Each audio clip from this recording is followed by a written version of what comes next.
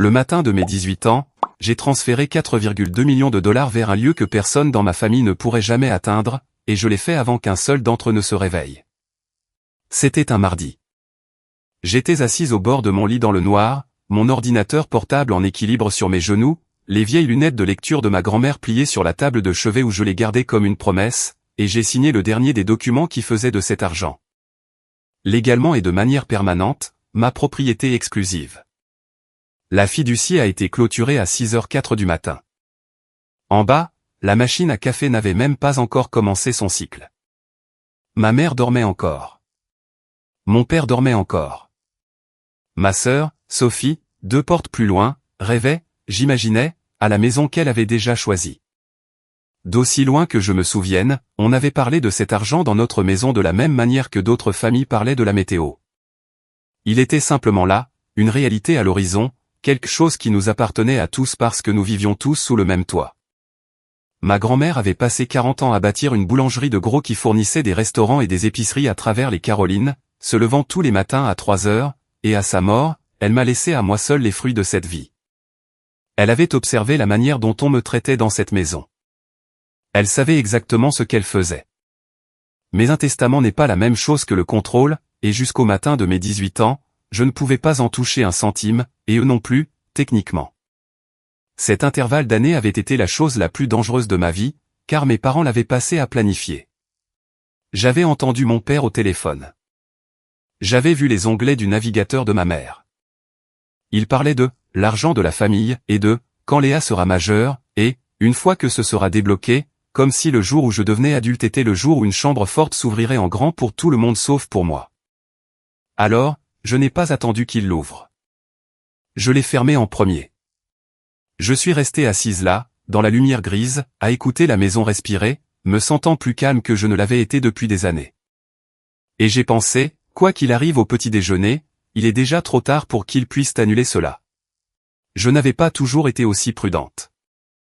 Pendant la majeure partie de mon enfance, j'avais simplement absorbé l'idée que l'héritage était un héritage partagé, que la décision de ma grand-mère était une sorte d'accident administratif que la famille corrigerait une fois que je serais assez grande pour signer des documents. Les membres de la famille le renforçaient à chaque réunion. Une tante me serrait l'épaule et disait « Tu prendras soin de tes parents avec tout ça, n'est-ce pas ?» Un cousin plaisantait sur le bateau que mon père achèterait enfin. Ce n'était jamais formulé comme une question. C'était formulé comme un devoir que j'avais, d'une manière ou d'une autre, déjà accepté. Mon père était chef des ventes dans une concession automobile, un homme qui pouvait vendre n'importe quoi à n'importe qui, y compris lui-même. 2 ans avant mon anniversaire, il a commencé à dire à Sophie, ouvertement à table, qu'il avait l'intention de lui acheter une maison. Pas l'aider pour une maison, l'acheter. Elle avait 3 ans de plus que moi, venait de se fiancer, et elle a commencé à lui envoyer des annonces avec la confiance étourdie de quelqu'un qui dépense de l'argent déjà compté. Ma mère, pendant ce temps, avait un dossier grandissant de ce qu'elle appelait des projets, ce qui signifiait des rénovations, un 2e véhicule, un long voyage qu'elle décrivait comme bien mérité. Ce qu'aucun d'eux n'a jamais fait, c'est me demander. Pas une seule fois. L'argent était à moi sur le papier, mais l'avenir qu'il construisait reposait entièrement dessus, comme un 2e étage ajouté à une maison sans vérifier si les fondations tiendraient. L'été précédant mes 18 ans, quelque chose en moi est devenu silencieux et observateur. J'ai arrêté de me disputer au dîner. J'ai commencé à lire. Et un après-midi, en utilisant l'argent que j'avais économisé grâce à un travail à temps partiel dans une jardinerie, j'ai pris rendez-vous avec une avocate spécialisée en succession nommée Gloria. Une femme calme et précise avec un bureau d'angle et une manière d'écouter qui m'a fait me sentir pour la première fois comme une adulte plutôt que comme une ressource. Je lui ai tout raconté, les appels surpris, les annonces, les projets. Elle n'a pas eu de haut le cœur ni pris parti. Elle a simplement posé des questions et pris des notes, et à la fin, elle a dit quelque chose que je n'ai jamais oublié. L'argent est déjà à vous. Ce que vous me demandez vraiment, c'est comment empêcher les autres de dépenser votre vie à votre place. Puis elle m'a expliqué en détail ce qu'était une fiducie irrévocable, structurée de telle sorte que même moi, je ne pourrais pas être forcé de la céder sur demande, avec une surveillance indépendante et une trace écrite qui ne rendait de compte à personne à ma table. Nous avons passé des mois à la préparer discrètement pour que le matin où j'aurais enfin le droit d'agir, il ne resterait plus rien à négocier. Ce que j'ai appris, une fois que Gloria a commencé à consulter les dossiers, était pire que ce que mes écoutes clandestines avaient suggéré. Mon père n'avait pas simplement parlé d'acheter une maison à Sophie.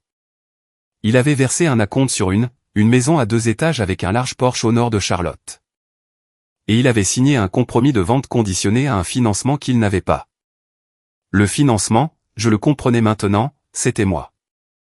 La date de la signature définitive était fixée précisément 3 semaines après mon 18e anniversaire. Il l'avait synchronisé au jour près. Ma mère était allée plus loin.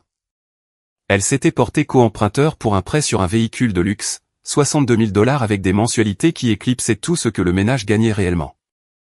Quand Gloria m'a montré les papiers, j'ai remarqué la ligne où le prêteur avait posé des questions sur les actifs prévus, et j'ai senti quelque chose de froid s'installer dans ma poitrine. Ma mère avait écrit un chiffre. Elle avait écrit mon chiffre. Ils avaient emprunté sur la base d'une fortune qu'ils ne possédaient pas, à laquelle ils ne pouvaient pas accéder, et qui ne leur avait jamais été promise. Ils avaient simplement supposé qu'au moment où je deviendrais majeur, je leur céderais tout par amour, par culpabilité ou par habitude. De la même manière que j'avais cédé toutes les autres parties de moi-même toute ma vie. La maison, la voiture, le voyage, le bateau, tout cela reposait sur la seule supposition que je ferais ce qu'on me disait. Je me souviens avoir fermé le dossier de Gloria et être resté assise, très immobile. Je n'étais pas encore en colère. Cela est venu plus tard. Ce que j'ai ressenti d'abord, c'était un chagrin étrange et clarifiant. La compréhension que les personnes qui étaient censées me protéger avaient plutôt passé des années à parier tranquillement mon avenir pour financer le leur. Gloria m'a regardé et a dit doucement, « Vous ne devez votre héritage à personne. Pas même aux personnes qui vous ont élevé. » Et pour la première fois, je me suis autorisé à y croire. L'échec s'est produit à 9 h du matin, et j'étais debout dans la cuisine quand c'est arrivé. Mon père était au comptoir, son téléphone collé à l'oreille et son café en train de refroidir, il attendait. Il avait dit à ma mère la veille que l'argent devait arriver. Je ne savais pas exactement quel virement il attendait, si c'était le bureau des finances de la concession qui traitait le prêt automobile ou l'agent de clôture qui confirmait les fonds pour la maison. Peu importait. Tous les chemins menaient à la même porte verrouillée. À 9 h précises, son visage a changé. Je l'ai vu se produire en temps réel. La confiance facile du vendeur s'en échappant comme l'eau d'un verre fissuré. Il a dit, « Ce n'est pas possible. » Et puis, réessayez. Et puis plus bas, que voulez-vous dire par inaccessible? Ma mère a tourné le coin avec son propre téléphone qui sonnait déjà dans sa main, et je l'ai vu lire ce qui était sur l'écran et pâlir. Vraiment pâlir. La couleur quittant ses joues d'une manière que je n'avais vue que dans les films. Le compte est gelé, a dit mon père, bien que « gelé » soit le mauvais mot. Rien n'était gelé. Tout était exactement là où il devait être, scellé à l'intérieur d'une structure qu'il n'avait aucune qualité pour ouvrir. « Léa » a-t-il dit en se tournant. Et pendant un instant, il a essayé de sourire comme il souriait aux clients. Il y a une sorte de confusion avec la banque. J'ai besoin que tu les appelles pour régler ça. Il n'y a pas de confusion, ai-je dit. La cuisine est devenue très silencieuse. Sophie est apparue dans l'embrasure de la porte, en robe de chambre, attirée par le ton. Le téléphone de ma mère a sonné à nouveau, le prêteur automobile cette fois, et elle l'a fait taire d'un pouce tremblant. Mon père a posé son café trop fort. « Qu'est-ce que tu as fait ?» a-t-il demandé. J'ai eu 18 ans, ai-je dit, et j'ai fait exactement ce que vous aviez l'intention de faire tous les deux, sauf que je l'ai fait en premier, et je l'ai fait légalement, et je l'ai fait pour moi-même. Je les ai regardés essayer d'assembler les morceaux en temps réel. Et j'ai regardé les morceaux refuser de correspondre à l'histoire qu'ils s'étaient racontée pendant des années. Dans leur version, c'était le matin où la chambre forte s'ouvrait. Dans la mienne, elle s'était déjà refermée à 6h04. Les appels frénétiques ont alors commencé. Mon père à l'agent de clôture, ma mère au prêteur. Tous deux faisant les 100 pas aux coins opposés de la cuisine et répétant les mêmes phrases désespérées dans leur téléphone. Il y a eu un retard. Les fonds sont garantis, je vous l'assure. Ma fille s'en occupe. Et à chaque appel, la vérité faisait un peu plus surface.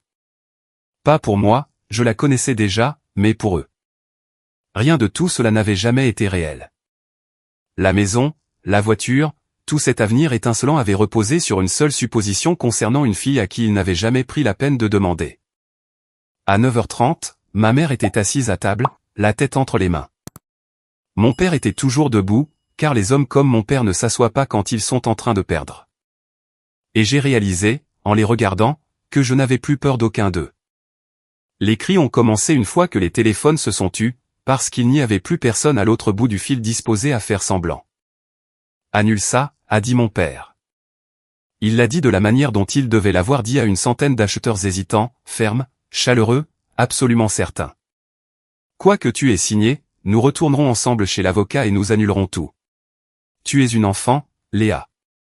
Tu ne comprenais pas ce que tu faisais. Je comprenais parfaitement, ai-je dit. C'est pour ça que je l'ai fait. La voix de ma mère a craqué par-dessus la sienne. As-tu la moindre idée de ce que tu as fait à cette famille? Ton père a versé un acompte sur la maison de Sophie. J'ai un prêt, un vrai prêt avec de vraies mensualités. Tu as tout ruiné, tout. Elle pleurait maintenant, mais c'étaient les larmes de quelqu'un qui avait été pris, pas de quelqu'un qui était désolé, et j'avais enfin appris à faire la différence. Je n'ai pas signé ces accords, ai-je dit. C'est vous qui les avez signés. Vous avez mis mon nom sur des documents que je n'ai jamais vus. Vous avez dit à un prêteur de s'attendre à de l'argent qui ne vous avait jamais été promis. Vous avez acheté une maison avec de l'argent que vous n'aviez pas et un avenir sur lequel vous ne m'avez pas consulté. C'est là que le pire est sorti, parce qu'une personne acculée cesse d'être prudente. En l'espace de 10 minutes furieuses, se coupant la parole pour prouver à quel point j'étais déraisonnable, ils ont mis toute l'architecture à nu. Ce n'était pas seulement la maison et la voiture. Mon père avait contracté un prêt personnel contre la commission de concessionnaire qu'il s'attendait à célébrer. Ma mère avait promis de l'argent à sa sœur. Il y avait des dettes plus petites, informelles, des promesses faites à des parents lors de réunions, toutes structurées, sans exception, autour de la certitude que je céderais des millions dès que je le pourrais légalement. Avant que je sois assez grande, croyait-il clairement, pour comprendre ce que je détenais réellement. Tu étais censé nous le céder, a finalement dit mon père. Et voilà, la phrase sous-jacente à toutes les autres phrases. C'est à ça que servait l'argent, à la famille. Il était pour moi, ai-je dit. Ma grand-mère me l'a laissé à moi. Elle me l'a laissé parce qu'elle a vu comment vous me traitez. Elle savait. Il a tressailli à cela parce qu'il savait que c'était vrai. Vous vous attendiez à ce qu'une jeune de 18 ans donne 4 millions de dollars le matin même où elle obtenait le droit de dire non, ai-je poursuivi, et ma voix n'a pas tremblé, ce qui m'a le plus surprise. Vous l'avez dépensé avant même que je puisse le voir clairement. Vous ne vouliez pas une fille. Vous vouliez une signature. Sophie était devenue silencieuse dans l'embrasure de la porte. Elle regardait nos parents différemment maintenant, de la manière dont on regarde des gens dont l'histoire vient de cesser d'être cohérente. Ma mère a tendu la main vers elle, et Sophie a fait un petit pas en arrière, et j'ai vu cela s'inscrire aussi sur le visage de ma mère. Un autre petit choc froid. Ils ont exigé. Ils ont plaidé. Ils m'ont dit que j'étais sans cœur, que je les avais détruits, qu'aucune personne décente ne laisserait sa propre famille se noyer pour protéger un compte en banque, et sous tout cela se trouvait la même supposition qui avait gouverné toute ma vie. Que mon rôle était d'absorber leurs besoins, que mon héritage était simplement un compte familial différé, que je céderais comme j'avais toujours cédé. Mais je n'ai pas cédé, et lentement, en regardant mon visage, ils ont commencé à comprendre que la fille sur laquelle ils comptaient pour plier s'était transformée en quelqu'un qu'ils ne reconnaissaient plus. Quand la culpabilité a échoué, ils ont essayé la pression, ce que les gens utilisent quand l'amour n'a jamais vraiment été l'outil qu'ils employaient. Pendant 3 jours, la maison est devenue un champ de bataille. Mon père alternait entre un silence glacial et de longs discours raisonnables prononcés à l'entrée de ma chambre, toujours présentés comme de l'inquiétude. Tu vas le regretter. Tu vas te retrouver seul.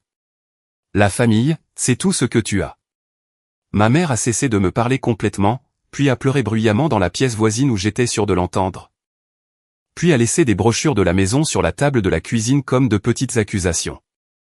Les membres de la famille ont commencé à appeler. Un oncle m'a dit que je déchirais tout le monde. La sœur de ma mère a laissé un message vocal si venimeux que je l'ai sauvegardé par instinct et en ai donné plus tard une copie à Gloria. Puis est venue la partie plus dure.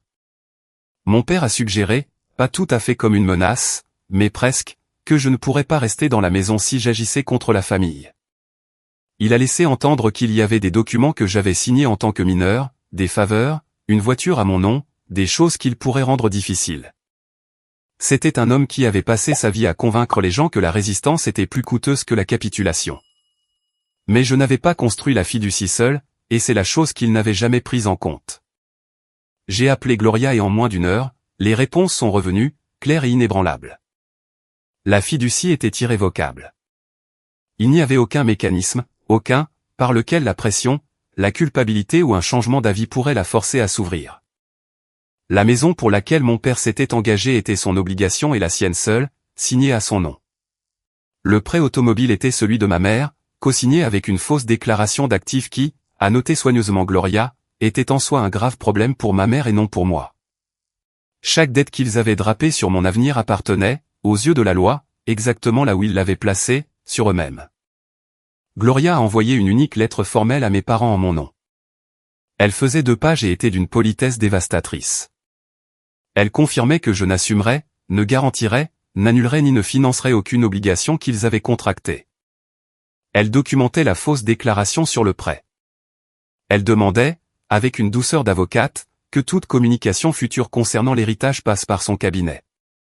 Mon père l'a lu debout dans la cuisine, et j'ai regardé sa mâchoire se contracter, et je l'ai vu réaliser que la fille qu'il avait prévu de manipuler par la parole s'exprimait désormais par l'intermédiaire de quelqu'un qu'il ne pouvait ni charmer, ni culpabiliser, ni user par l'attente.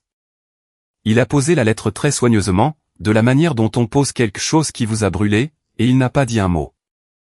Mon premier véritable geste a été de simplement cesser de dire oui. J'ai refusé chaque demande, formellement par écrit, par l'intermédiaire de Gloria, de sorte qu'il ne restait plus aucune conversation que mon père puisse gagner. Je ne l'ai pas crié. Je n'en ai pas eu besoin. Le refus, il s'est avéré, était la chose la plus bruyante que j'ai jamais faite. Et parce que je ne financerais pas la maison, mon père a dû passer un appel dont je me souviendrai toute ma vie. Assis à la table de la cuisine avec Sophie debout au-dessus de lui, lui annonçant que la maison à 2 étages avec le large porche était perdue, que la compte était perdue, qu'il n'y avait jamais eu d'argent derrière tout ça. Sophie n'a pas pleuré. Elle l'a regardé un long moment, puis elle a regardé notre mère, puis elle m'a regardé, et quelque chose sur son visage s'est réarrangé de manière permanente. Tu m'as dit que c'était réglé, a-t-elle dit à notre père. Tu m'as dit qu'elle était à moi. Il n'avait pas de réponse, car la réponse honnête était qu'il lui avait promis ma vie et avait parié que je ne le remarquerais jamais. Ma mère a fait face à son propre jugement sans public devant lequel jouait la comédie. Le véhicule de luxe a été saisi dans le mois, emporté hors de l'allée par une dépanneuse un après-midi ordinaire, tandis que les voisins faisaient semblant de ne pas regarder. Le prêteur s'est penché sur la fausse déclaration du prêt, et les questions qui ont suivi n'étaient pas du genre que l'on pouvait aplanir avec un sourire chaleureux. Elle avait passé des années à me dire que je ne comprenais rien à l'argent. Elle le comprenait maintenant de la manière la plus concrète possible, et rien de tout cela n'était à moi de réparer.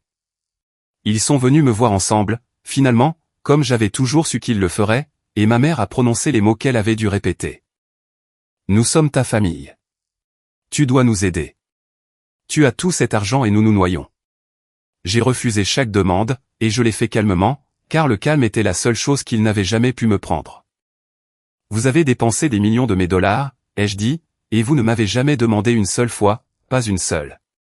Vous n'avez pas demandé quand papa a versé de l'argent pour la maison de Sophie. Vous n'avez pas demandé quand vous avez inscrit mon héritage sur une demande de prêt. Vous avez décidé que toute ma vie tenait dans vos projets, et vous en étiez si sûr que vous avez signé des papiers dessus. Nous t'avons élevé, a dit mon père. C'est vrai, ai-je convenu. Et ma grand-mère vous a regardé le faire. C'est pour ça qu'elle m'a laissé l'argent, et c'est pour ça que je le garde. Ma mère a essayé le vieux levier, celui qui avait fonctionné toute mon enfance, la voix blessée, le discours sur le devoir, sur ce qu'une bonne fille doit, mais le levier ne prenait plus sur rien maintenant. J'avais passé 18 ans à être le fonds d'urgence pour les décisions des autres, et j'en avais fini. Je ne vais pas vous sauver d'un désastre que vous avez construit en supposant que je ne comptais pas, leur ai-je dit. Vous pouvez être en colère contre moi pour ça, mais vous ne pouvez pas en faire ma responsabilité. Mon père m'a regardé de la manière dont on regarde une porte qui vient de se verrouiller de l'autre côté. Il avait toujours cru, jusqu'à ce moment précis, qu'il y avait une phrase de plus, un angle de plus, un appel de plus qui me ramènerait dans le rang. Il a finalement compris qu'il n'y en avait pas, et le silence qui a suivi était le son d'un homme qui avait épuisé toutes ses techniques de vente. Les 4,2 millions de dollars sont restés exactement là où je les avais mis, intact, et pour la première fois de ma vie, les gens avec qui je vivais ont dû respecter une limite qu'ils avaient toujours traitée comme facultative. J'ai déménagé cet automne-là dans un petit appartement près de l'université locale où je m'étais inscrite, et j'ai commencé à construire une vie qui ne répondait qu'à moi. J'ai étudié le commerce, figurez-vous, parce que je voulais comprendre chaque mécanisme que ma grand-mère avait utilisé, chaque structure que Gloria avait dessinée, pour que plus personne ne dépense mon avenir pendant que j'étais dans la cuisine à le découvrir trop tard. J'ai vécu prudemment. J'ai laissé la fiducie faire ce que ma grand-mère avait voulu, ce qui n'était pas de me rendre oisive, mais de me rendre libre. J'ai appris que protéger l'argent n'avait jamais vraiment été une question d'argent. Il s'agissait du droit de décider de ma propre vie, un droit que ma famille avait supposé détenir en mon nom, et que j'avais tranquillement, et de manière permanente, repris. Mes parents ne se sont pas rétablis de la manière dont ils s'attendaient à ce que quelqu'un vienne les aider à se rétablir. L'acompte perdu et l'affaire immobilière effondrée ont coûté à mon père bien plus que sa fierté. La nouvelle a circulé à la concession, et un homme dont tout le métier reposait sur la confiance a trouvé des acheteurs plus lents à lui faire confiance. La saisie et la fausse déclaration de prêt ont suivi ma mère pendant des années, fermant des portes qu'elle avait toujours supposées ouvertes. Et les parents qui avaient compté sur la manne familiale se sont éloignés une fois qu'il est devenu clair qu'ils n'y en avaient jamais eu à partager. Ils ont déménagé dans une location en périphérie de la ville. Le bateau, le voyage et le large Porsche se sont réduits à des disputes qu'ils avaient maintenant entre eux au lieu de projets qu'ils faisaient à mes dépens. Et Sophie, qui avait enfin vu clair, a gardé ses distances avec eux deux, et a lentement et prudemment commencé à me parler à la place. Parfois, tard, ma mère appelait encore le cabinet de Gloria pour demander si quelque chose avait changé, et la réponse, à chaque fois, était que rien n'avait changé, et que rien ne changerait jamais. Je pensais que la vengeance serait bruyante, mais la mienne a été la chose la plus silencieuse que j'ai jamais faite. Une porte s'est refermée doucement à 6h04 un matin, et chaque jour depuis, en me réveillant dans une vie qui m'appartient enfin, j'ai compris que la chose la plus douce que j'ai jamais reprise n'était pas l'argent du tout, mais le pouvoir de décider de mon propre avenir.